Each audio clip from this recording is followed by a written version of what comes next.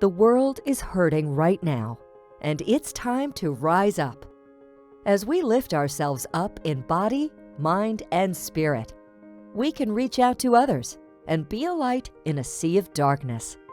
Welcome to the Movement for Global Health with your host, Dr. Mary Zennett.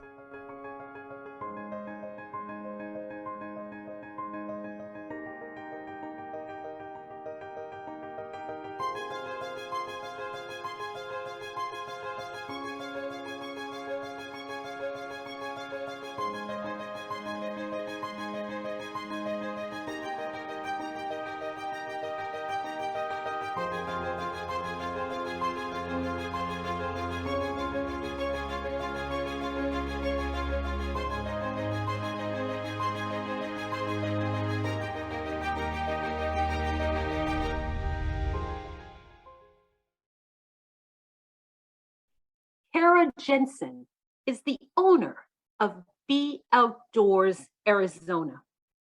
She is committed to the mental and physical health benefits of being outdoors. Kara's got quite a story.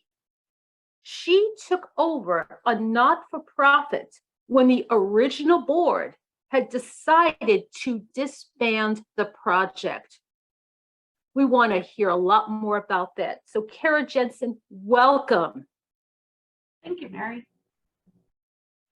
How did you get involved with Be Outdoors Arizona?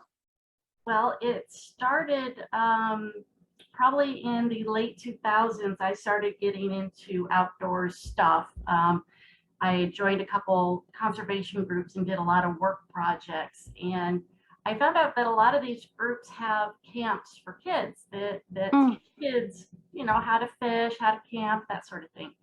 And I found out about the group Be Outdoors Arizona. What they wanted to do is bring all these organizations that had these activities for kids together, because they were all sort of one-off programs. And if say you took your kid to learn how to fish, say you learned to bait a hook, throw a line in Tempe Town Lake, afterwards, you're not comfortable enough to go out and buy your equipment and go fishing by yourself. But this organization that you knew about would only have one event a year. So what they wanted to do is connect them all, so there'd be a next step, a path for people to take until they're comfortable, retain them as an angler, to where they could go themselves. So I joined them and helped them. I did marketing, and their website had crashed. So I rebuilt their website, set up their Google Calendar. They found out I did marketing, and they asked me if we got a grant, can we pay you to really jazz this up and help us grow? And so I said yes. So I built out a very robust website and a calendar system, and I got about 100 new partners for them, and did a Facebook page, and we got that up to about 10,000 people. Wow. Yeah, so it was very popular. It was going, and we had a lot of success with it, and it was just providing a huge resource to get. Yeah. Wow. It sounds like a huge resource that a lot of people benefited from. Yes, I had a lot of interaction, and people just loved it. And I actually started running one of the camps for kids. And oh, wow. Well, it's just amazing. Off the record, what ages of children were in the camps? It's a variety, because every organization sort of serves either a different demographic or. Gotcha. So I have camps that are for just girls. I have camps that are just for women. I have camps that are for kids that are, little kids, under 10, and then programs that are for teenagers. I have programs that are for disabled, disabilities, those underserved. I mean, you name it. If it gets a kid outdoors, it's on the calendar. Exactly. So why did the board shelve the project? It just seems so puzzling. Well, what it was is that was their goal, was to connect all these organizations. So they came to me and they just said, we've reached our goal. We don't know what else we want to do with the organization. 2 of us are retiring. We're moving out of state.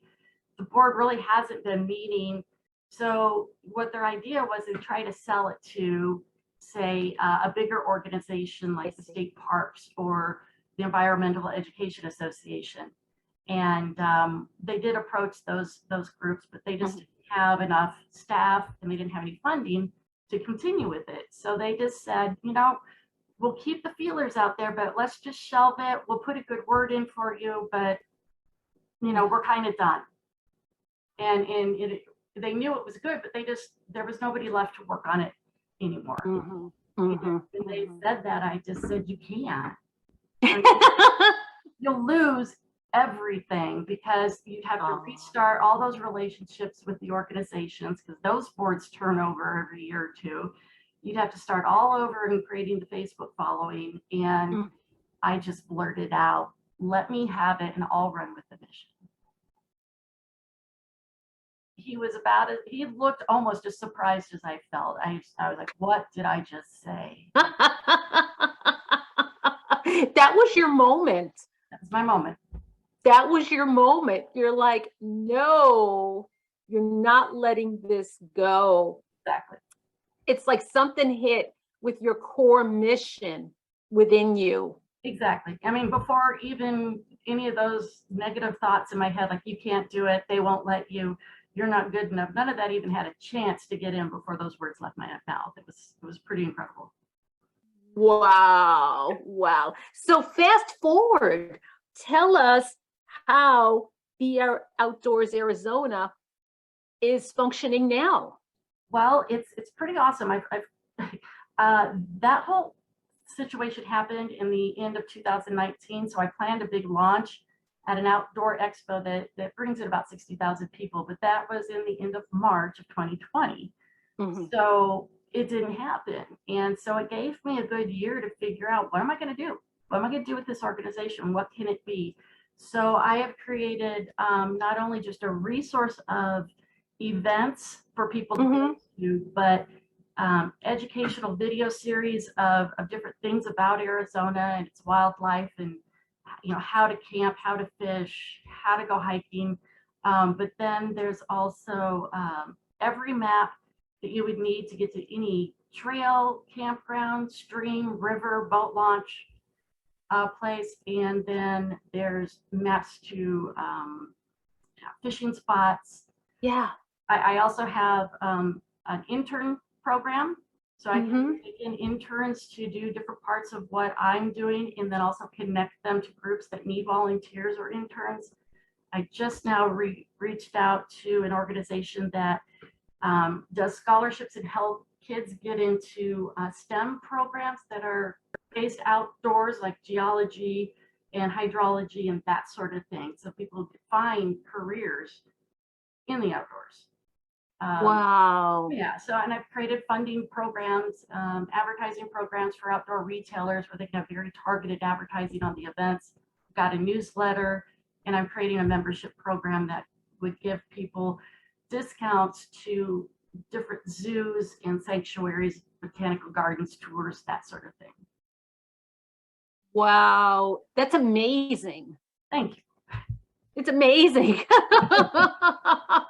How does it feel to look like today to where you were when you made that decision?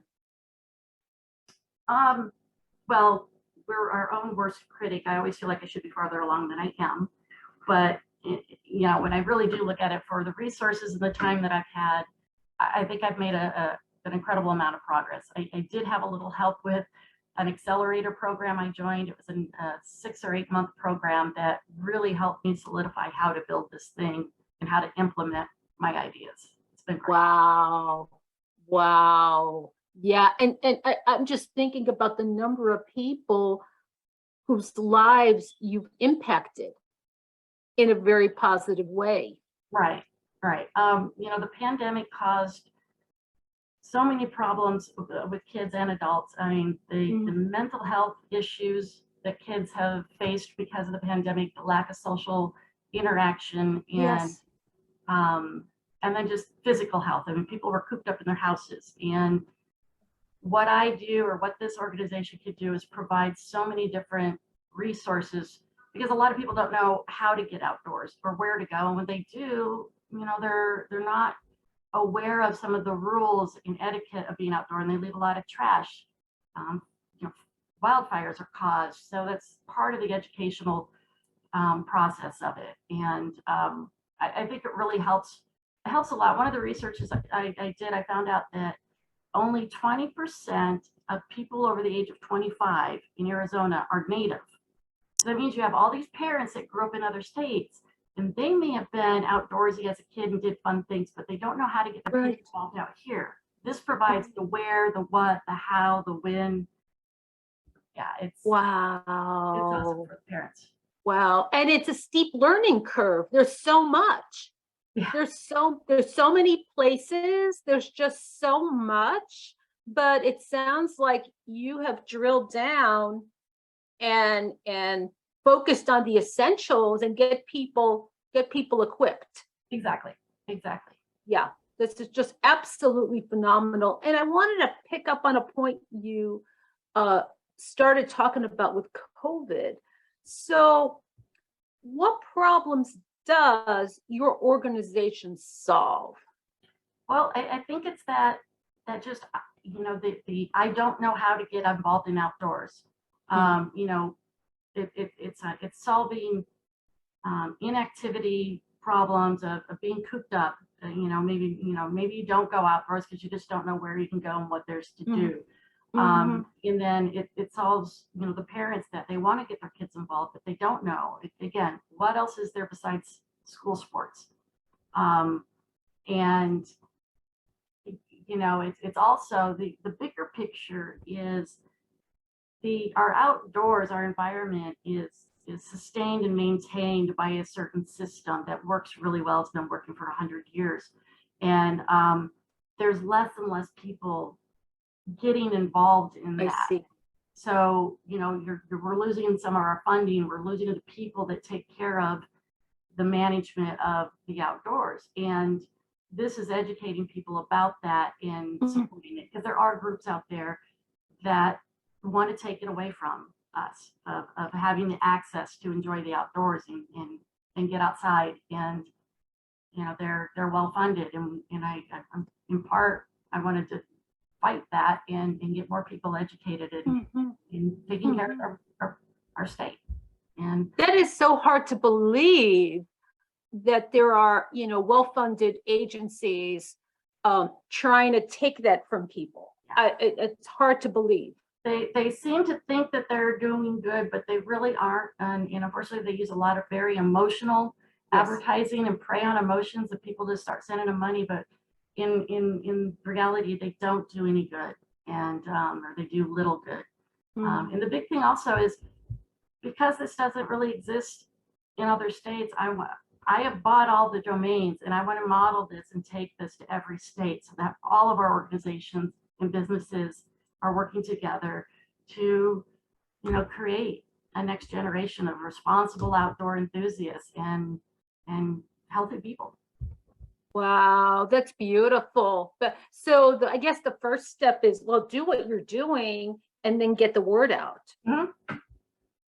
Yeah, like I said, I've got the Facebook page did really well. I got it up to like 11,000, but then my, Facebook's cracking down on business pages. And so I switched to a group. So now I'm growing that group. And this way, though, I've got a lot of people now that can interact better. They can share their stories and their photos and videos, which is really great. And then I go to as many expos as I can and set up a table and pass out, brochures and let people know that it's out there.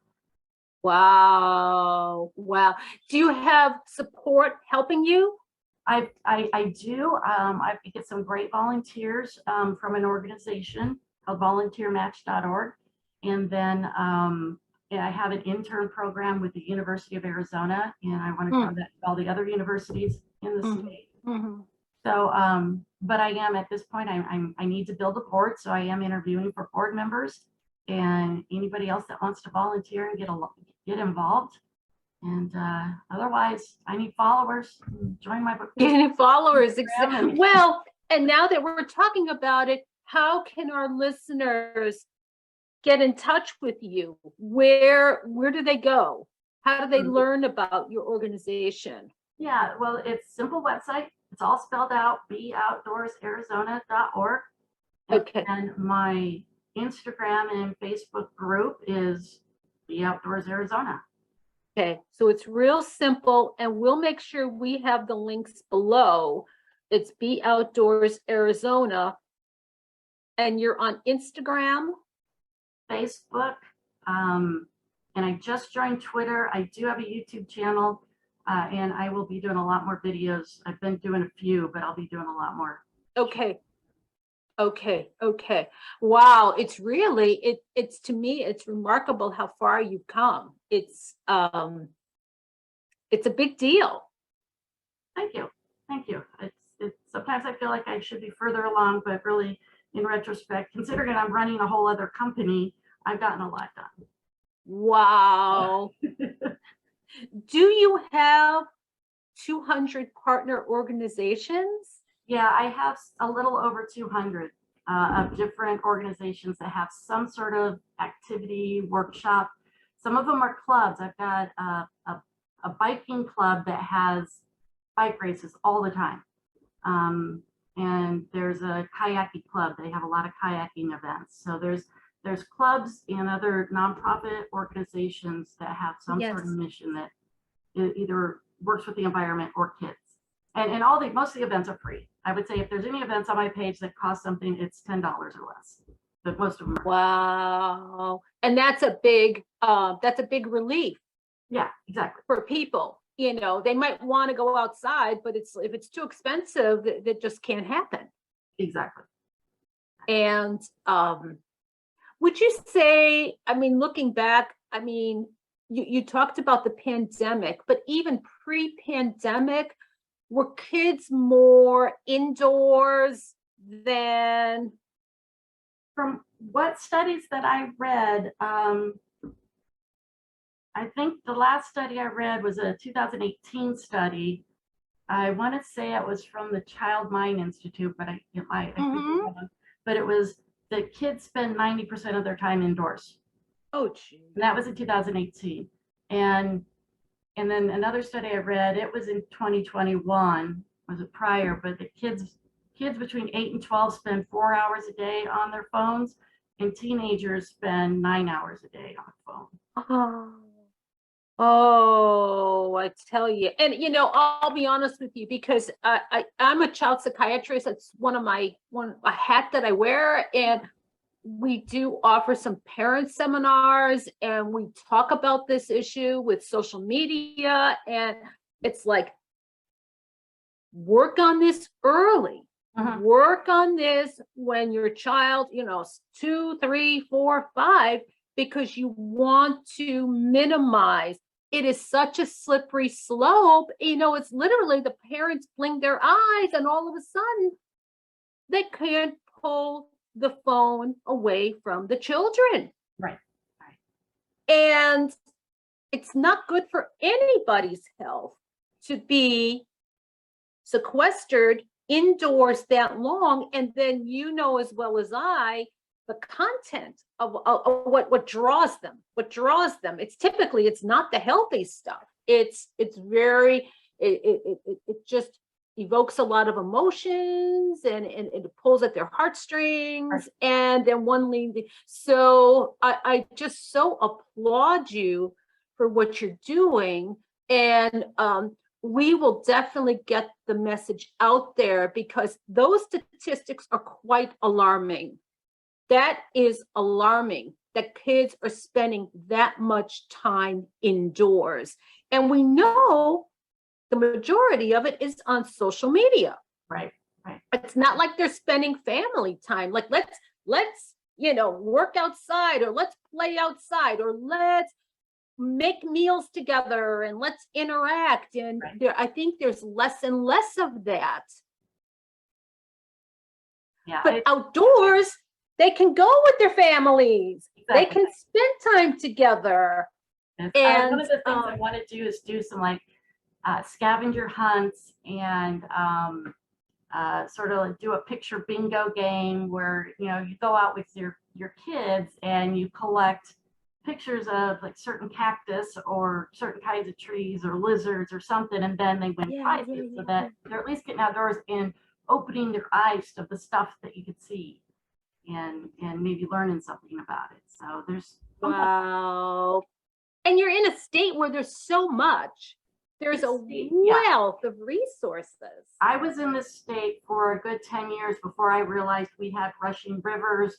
We had rolling plains like Wyoming. We've got some incredible mountains and rock formations and different kinds of desert. And it's just a fabulous state. We have so much here.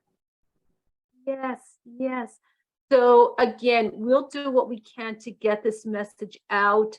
And we applaud you for what you're doing. Well, I appreciate the opportunity to be on your show, and thank you so much.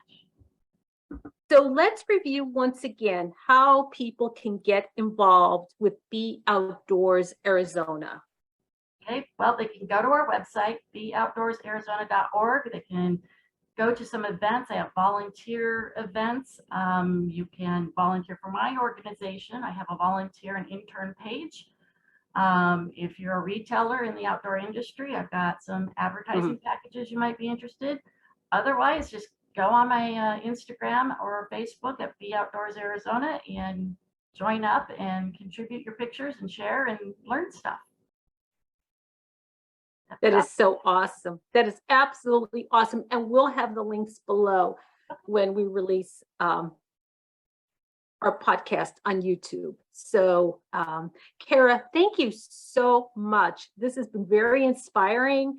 And I think for me, just to summarize, it's like when you heard this, something resonated deep within you, and there was a higher calling. Right. There really was. And there were no barriers. There were no obstacles. There was nothing. Like in that moment, when you made the decision, you said, I've got to do this. I've got to do this. And somehow, look what you're doing. It worked out. It's absolutely awesome. And it's very inspiring. And I guess my hope is that people listening is like, wow, you know, whatever their passions are, when that calling hits, you know what? Boom. Go for it. Believe you can do it too. So, and that's together, that is how we create a healthy world. Very true.